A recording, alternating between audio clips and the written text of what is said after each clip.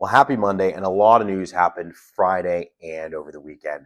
Three big things that I want to hit on in the world of tariffs. That is European Union, Japan, and China. First, the European Union.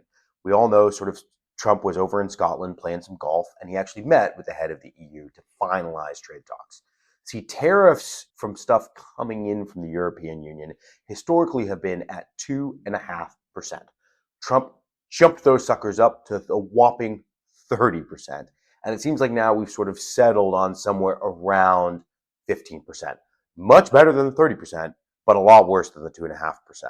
So, how did this deal come together? Well, it looks like the crux of this was the European Union agreeing to purchase $600 billion worth of US energy over the next 3 years.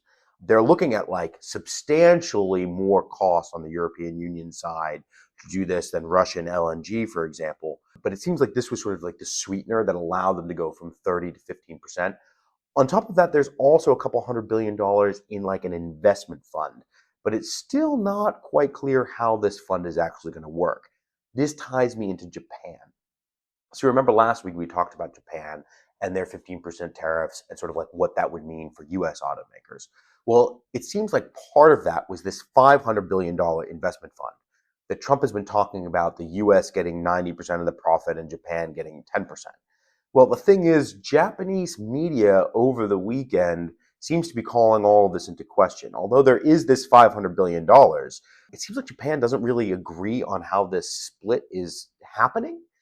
So we're watching that closely to see whether or not there's going to be a retaliatory tariff. 15 is going to go up or 15 is going to stay, or we just get more clarification there. And then lastly, on clarification, China. This is the big one, right?